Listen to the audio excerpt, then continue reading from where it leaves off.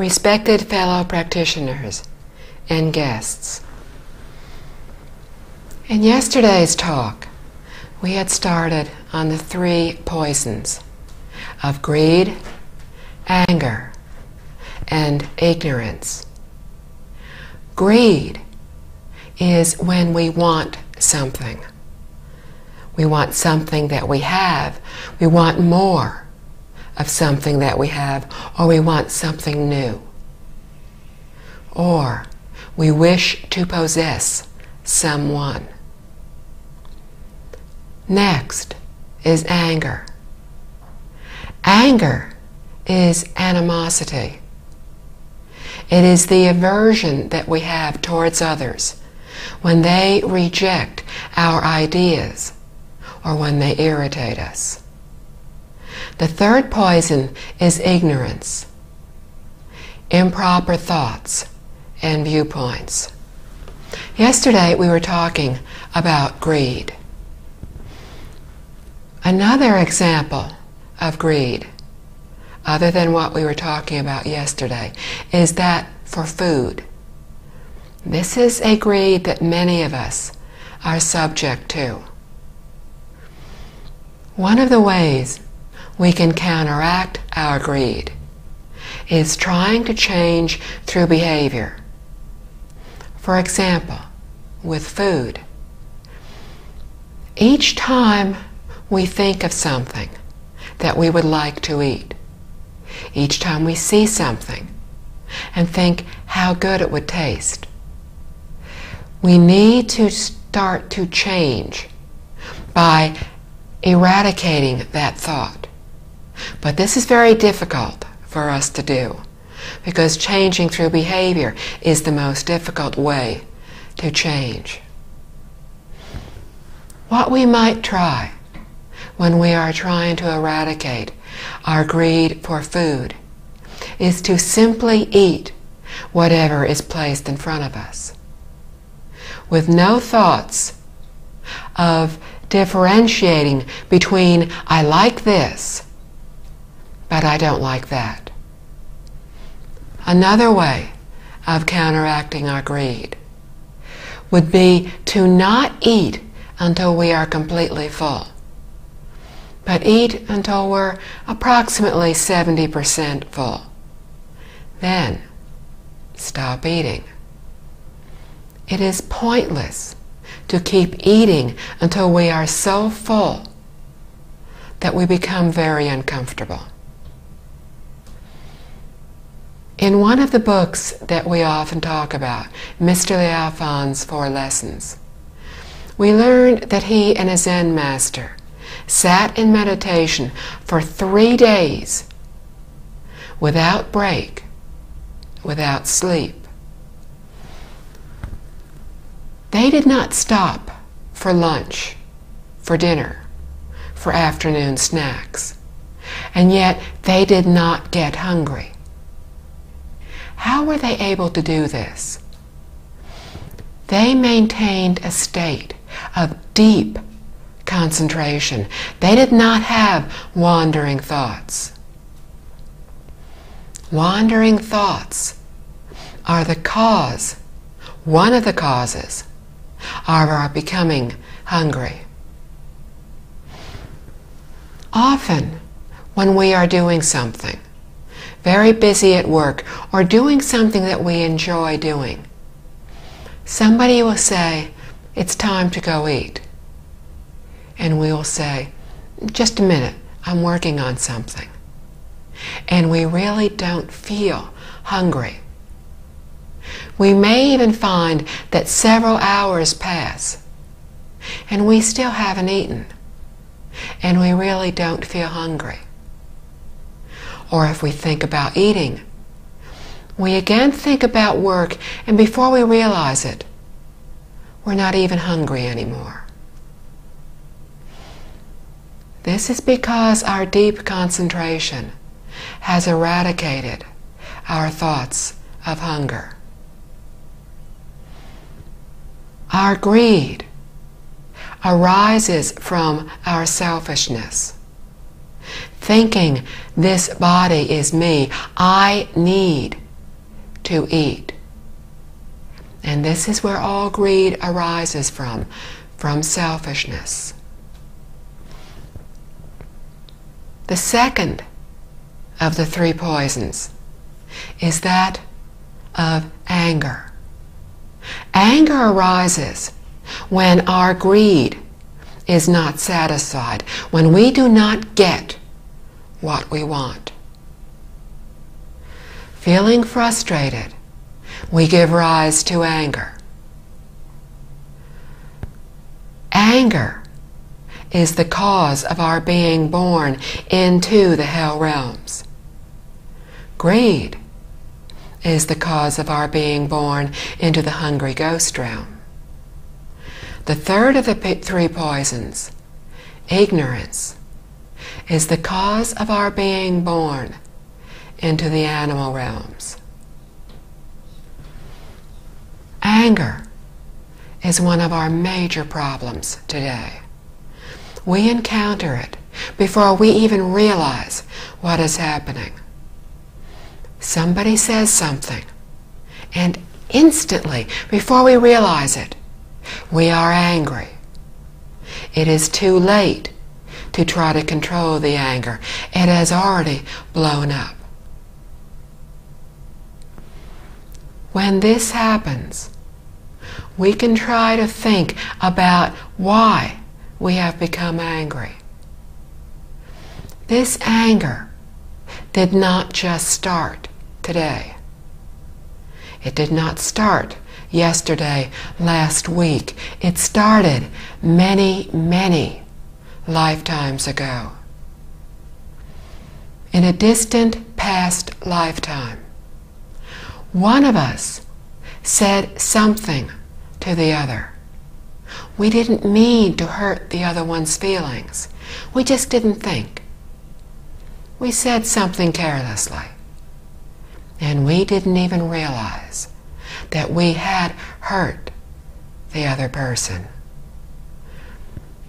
They only thought about it for the merest of seconds, and then they too forgot about it.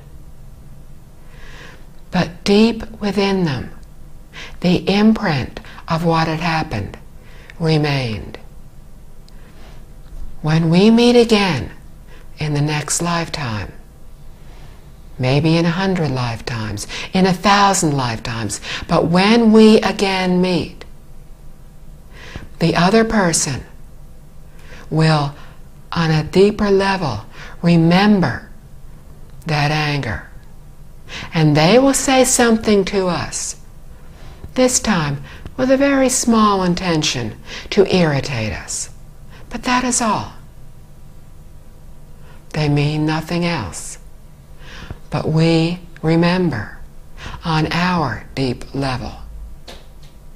This anger gets passed back and forth each time we encounter one another. And each time we do so, this anger gets a little stronger. And it continues to go back and forth until just saying something to hurt the other is not enough. One of us will need to strike the other. And in a later lifetime, we will get into a fight. And then, in one of our lifetimes, merely fighting will not be enough. Our revenge, our need for revenge, will go more deeply. We will feel it more strongly. One of us will kill the other. We need to understand that all this came about because of one careless thought. We did not mean to say anything to hurt the other. We were just not really paying attention to what we were saying. And this is how that anger, that hatred started. And this is the cause of the conflicts, the cause of the wars in our world today. If we understand this, if we can understand that yes, this person has said something to anger me, but I am not a helpless victim in this. This person is not the only one at fault. We have been doing this for many lifetimes. We can continue doing this. Or one of us can choose to stop what is happening right now. One of us can think and realize that this anger can continue to grow, can continue to become worse. Or we can realize what is happening and simply let go of the anger. When we become angry, we accomplish nothing. We do not resolve what is going on. It solves nothing. If we respond in anger, the anger simply grows stronger. If we try to respond with logic when the other person is angry, often this will not help to diffuse the anger. Think about how it feels when we ourselves are angry. If we are angry and somebody tells us, calm down, don't be angry, that's very often the very last thing we want to hear. It takes a very special person who can say to us, don't be angry, when we are very angry, for it to have any real effect. The anger is coming from within ourselves. The other person really isn't making us angry. We are making us angry. We allow what the other person says to bother us. We think about it. We get angry. But we are doing all this. We can also understand what is going on. And we can choose to let go of the anger. Maybe we choose not to say anything further. Maybe instead of replying angrily to them, we can even learn how to simply say, Amitofo. Maybe we say nothing. In this way, the other person's anger will die down more quickly because we are not responding to them. Later on, we may try talking to them. Maybe we ask them what we did that upset them. Maybe we apologize for having done so. Often, all the other person needs to hear is, I'm sorry. And this may be enough to control, to reduce, to eradicate the anger on their part. We were saying yesterday, think about how it feels to be angry. It does not feel good. Now, realize the other person feels equally unhappy, upset, unsettled. Out of compassion for the other person, we can do what we need to try to reduce this anger to try to find the way to resolve what is going on between us. If we cannot do so, if we cannot find a way to reduce, to eradicate, to stop what is happening, if nothing else, we might try simply avoiding the person or avoiding the circumstance that seems to trigger this hostility. We can think about what happened in this instance. What did we do? What were the circumstances that made the other person become angry? That made us become angry? Then we can think how to avoid those circumstances in the future. We have many affinities in our lives. These are relationships with people from our past lifetimes. With some people, we have good affinities. When we are with them, we feel happy. When we met them, we might have felt like we were meeting an old friend, and actually, we were. These people simply make us feel good, feel happy when we are around them. But there are others that we have negative affinities with. When we first met these people, they may not have said anything to us. We simply did not like them. We felt uncomfortable around them. These are negative affinities from our past lifetimes. When we have these, when we know that this person just seems to irritate us as much as we seem to irritate them, if we cannot resolve this through logic, through understanding, through calmly discussing what the problem is, and sometimes this is very difficult to do, then until one of us can begin to get more of a control over our emotions, we can simply remove the conditions.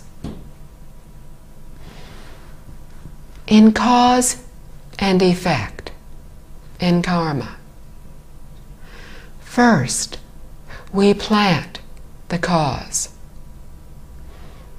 In our lifetime, now, what is happening, all the seeds of what is happening to us today were planted in previous lifetimes. Very little of what is happening to us in this lifetime now is the result of what we did earlier in this lifetime. It is largely from our past lifetimes. This cause has already been created. We cannot change it. But what we can do is control the condition. Cause is a constant. It cannot be changed. But condition is a variable. It can change. A condition, a catalytic condition, is what allows a cause to mature, to result in a consequence. For example, a seed is literally a cause. For this seed to mature, it needs the catalytic conditions of soil, sun, air, water. when all these conditions are present, the seed can mature.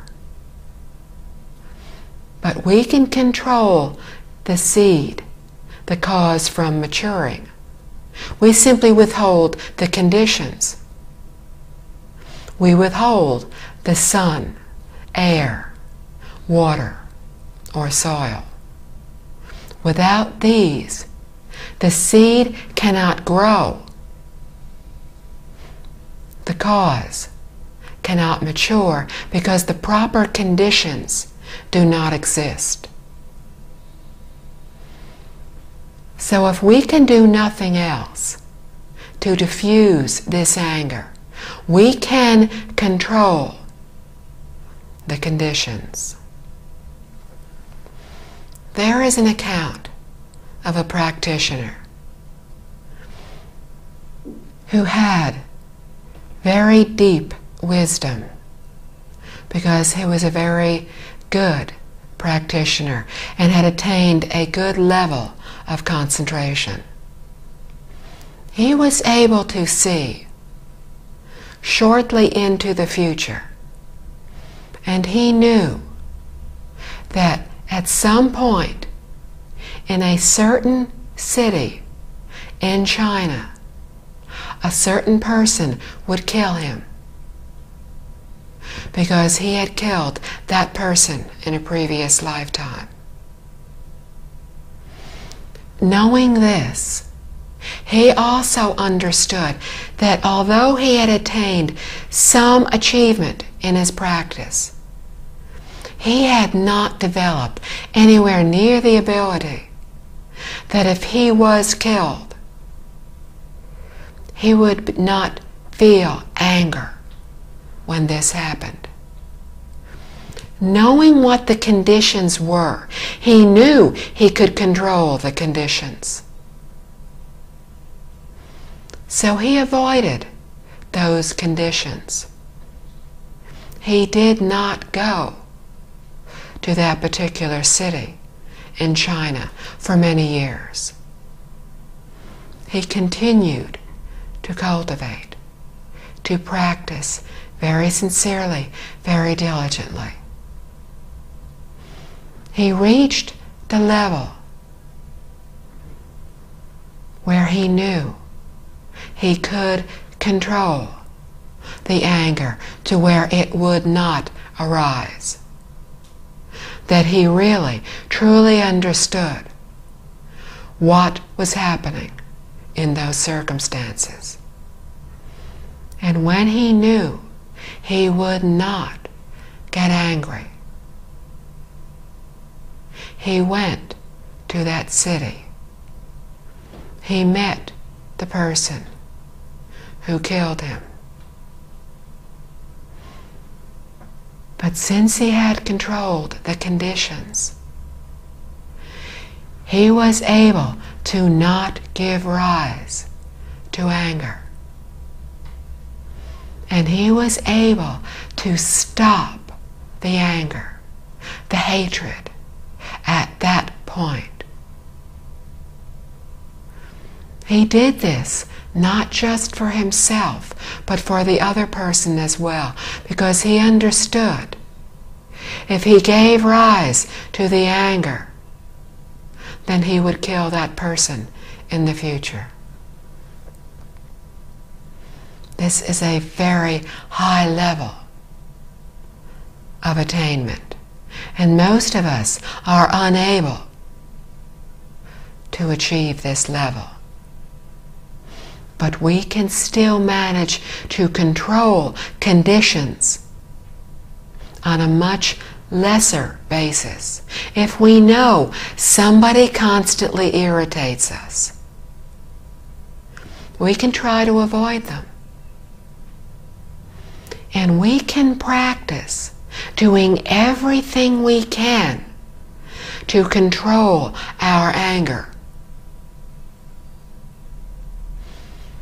We can understand every time we become angry why we are becoming angry. that we are allowing ourselves to feel this way. The other person isn't doing it to us. We are doing it to ourselves. This is how we begin to control the conditions. Why do we become angry? We do so because we are attached to ourselves, to me, to the concept of I. Somebody says something. Maybe somebody criticizes us. This is a major problem that we have. We have many faults, but we do not like others to point them out to us. When somebody points out a fault, they, like we, often do so in a rather untactful manner, and they may hurt our feelings. Very few people are able to correct us, to criticize us, without our feeling resentful, feeling, I didn't do that. Why are you saying I did? Or maybe we feel guilty. Maybe we feel embarrassed. Subconsciously, we know we have this fault, but we don't like the other person pointing it out to us. Maybe they criticize us in front of others, and we were embarrassed. So we become defensive. We become angry. We defend ourselves. It is very difficult when somebody is criticizing us in front of others for us to very calmly say, you're absolutely right. I did do that. I'll try not to do it in the future. This is very difficult for us to do. Normally, what we do is start to defend ourselves. And we become angry. Maybe in defending ourselves, we start criticizing the other person. Instead of doing this, what we need to do is start to try to think about what the other person said. There can be two things going on here. Number one, we do have this fault. If we do, we can go off by ourselves. Maybe we go off with a friend whom we feel very comfortable with, and maybe we can talk about it with this friend. And we talk about this fault. And maybe this friend can help us as we are talking to think about how we can correct this fault in the future. Or maybe we simply go off by ourselves. We calm down, and then we think about what the person said. And we think, do I have this fault? And we discover that it was not an unfounded criticism. This is something I do that is wrong. Then we think how to correct this fault in the future. This person has helped us. I have said there are two things that can be going on here. One, we have the fault. And they have very helpfully pointed out one of our many faults to us. Number two, we do not have this fault.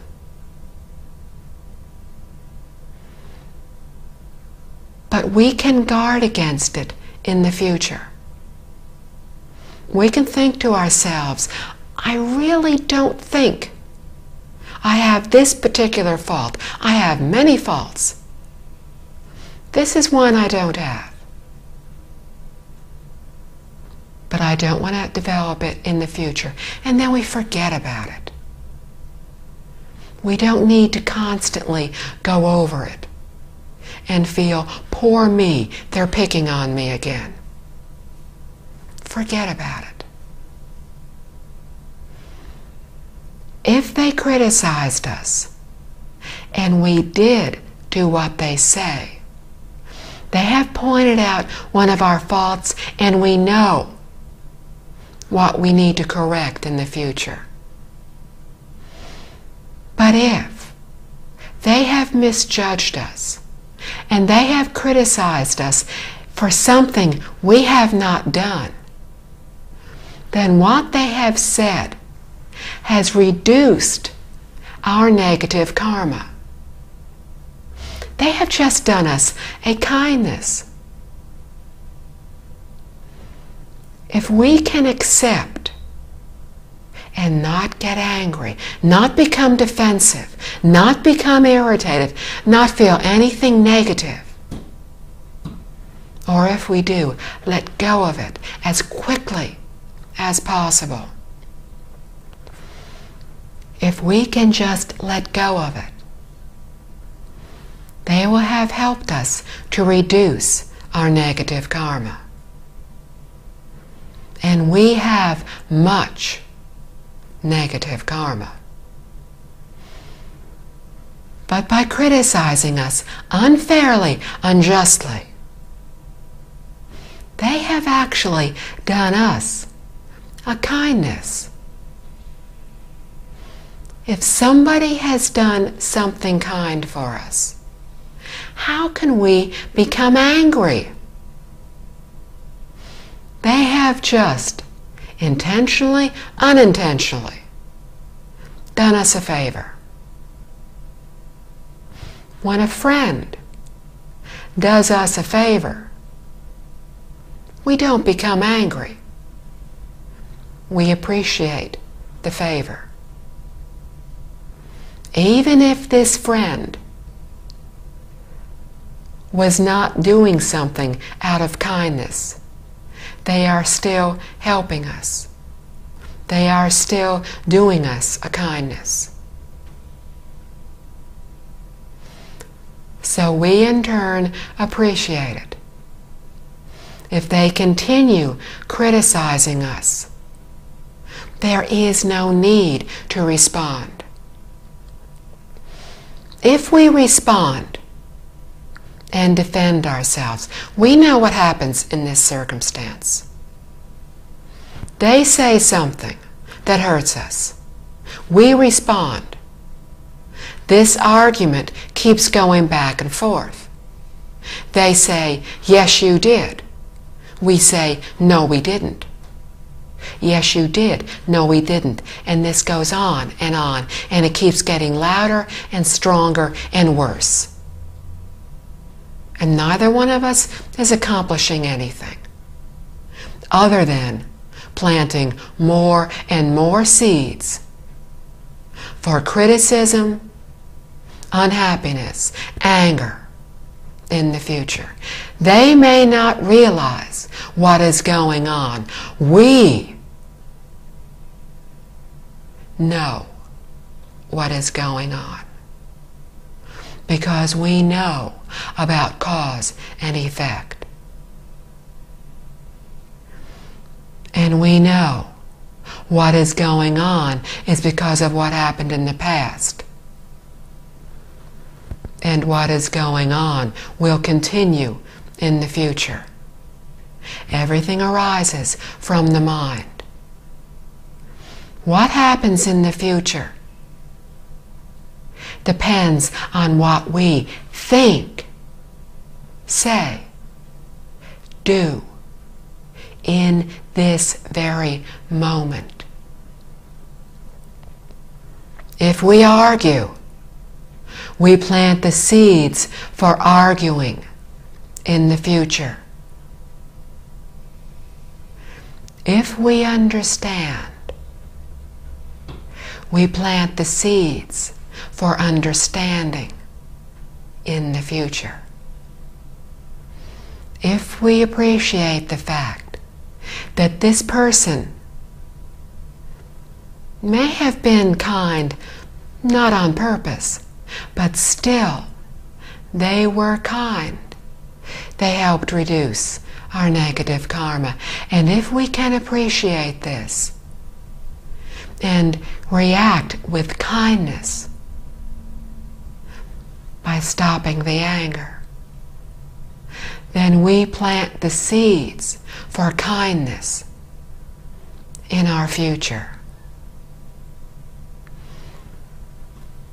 When we start planting more seeds of kindness, of loving kindness for others,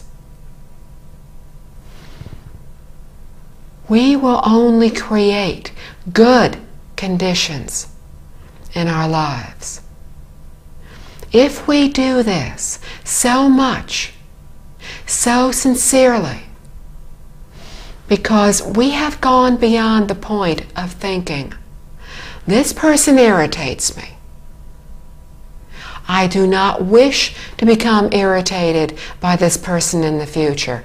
I need to get a handle on this now. If we can go beyond this,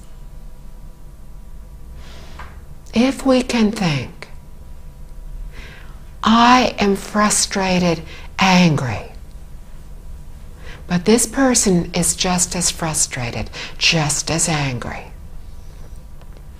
For their sake, I need to stop this now. When we do this, when we don't even think of how we feel, when we are only thinking, how does the other person feel? I don't want them to feel badly in the future. Then we are acting in accordance with our true nature. And the goodness that we are creating is not just a small goodness. It is infinite goodness. We read in Liao Fan's 4 lessons of a man who had his destiny foretold, and for years everything turned out exactly as had been destined. So he believed, he knew destiny existed.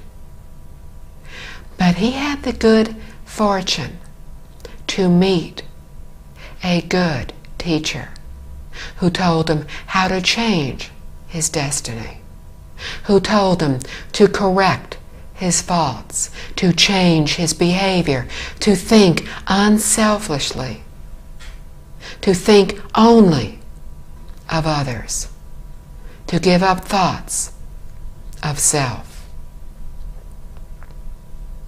to create all that is good, to avoid everything that is bad. In this way, Mr. Liao Fan created so much goodness in his life that he was able to change his future in his current life. I said earlier, most of what happens in this lifetime is what we created in our past lifetimes. It is difficult to change what is destined to happen in this lifetime. We have to do much that is good or much that is evil to change this very lifetime. That is what Mr. Liao Fan did. And one of Mr. Liao Fan's bad habits was becoming angry. He enjoyed arguing with others. He didn't think how others felt. He did whatever he wanted. When others irritated him, he would very cleverly respond in anger. He was very intelligent. He could hurt others with his speech. And he would do so, knowing he was hurting others. But he learned how to think of others. He learned how to control his anger. In this way, he completely changed everything in his life. He was supposed to die at the age of 53, but he lived until 74. He was not supposed to have children at a time when having sons to carry on the family name was very important. He ended up having 2 sons. Mr. Li Alfan lived 500 years ago. And for many of us, this story feels very distant from us. How do we relate to Mr. Li Alfan in China when we are now in Australia 500 years later? The lessons that Mr. Li Alfan learned are the truth. The truth is not bound by geography, by time. The truth is the same whether it is in China, Australia, this world, or a distant world. The truth remains the same throughout the past, present, and future. The truth is the same regardless of the language that it is spoken in. And the truths that Mr. Li Alfan learned to control his anger were all based on cause and effect. He learned that all his bad things that were happening every day in his lifetime, his state of not having much money, of barely being able to support his wife, of not having the things that they wanted, of not being able to pass the imperial examination. All the difficult things in his life were the result of what he had done in the past. And so much of it depended on his having become angry in the past. Today, everything we encounter has the potential for causing us anger.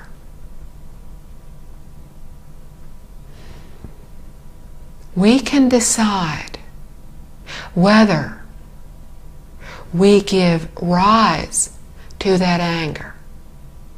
We can control it through behavior. We can say, I am not going to give in to that anger again. But this is very difficult to do. This means we have to catch that anger before it even begins to arise. And this is very difficult. The second way to change is to try to understand the reasoning. We know all about cause and effect.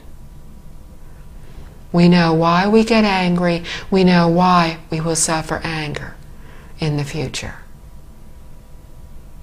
So we try to understand through understanding, through reasoning. And this is the second way we change our behavior. The third way to change is from the heart. We understand how badly we feel when we become angry. We understand when somebody criticizes us and we feel hurt and angry, we understand how badly we feel, and we know the other person feels just as badly. And we understand, we feel compassion for them, and we really don't want them to feel like this, like we are now feeling. When we try to change through behavior, it's very difficult because we have to catch each incident that makes us irritated. And we have to catch the anger before it arises. Changing through understanding is also very difficult. Changing from the heart is to change from within. It is to no longer even have the thought of getting even. It is to not have the thought of you hurt me, I want to hurt you. To not have the thought of you criticized me, I need to defend myself. It is to not have the thought of anger even arise. When we do this, when we are sincerely trying to help others, then we are truly generating kindness in our futures. We can do this in everything in our lives. The causes of anger are many. We encounter things that can make us angry. Driving to work, at work, after we are home, at school, when we are out with other people, when we are by ourselves. But everything depends on how we react. We can give in to the anger, or we can realize that if somebody has said something unkind when normally in the past we would have become angry, we can control it. And we can think kindly of them for helping to reduce our negative karma. We can do this. We can choose exactly how we react. And by doing this, we can plant the seeds for all the good things that we want to happen in our lives. Reflect within. Think about the faults that we have. Think about how we feel when we become angry. Think about how we feel when we are with those we love. Think about how we feel when we are sitting calmly, reciting a sutra, chanting the Buddha's name. Think about that quiet state of serenity. Which do we prefer? The anger or the serenity? It's entirely up to us which we will feel in the future. It's entirely up to us what others around us will experience in the future. It is entirely up to us what our world, what other people in this world, other beings throughout the universe will experience. It all starts from within us. Our serenity, our joy starts from deep within us. Then it grows to include those around us. Then it includes all those who simply encounter us. Finally, it includes every being throughout the universe.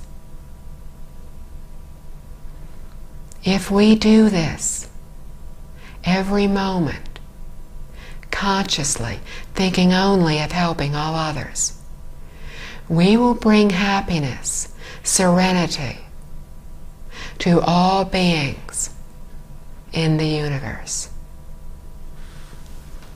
Thank you. Let us read the dedication of merit together. May the merit and virtue accrued from this work adorn the Buddha's Pure Land, repaying the four kindnesses above, relieving the suffering of those in the three paths below. May those who see and hear of this all bring forth the heart of understanding and live the teachings for the rest of this life. Then be born together in the land of ultimate bliss. Homage to Buddha, Amitabha.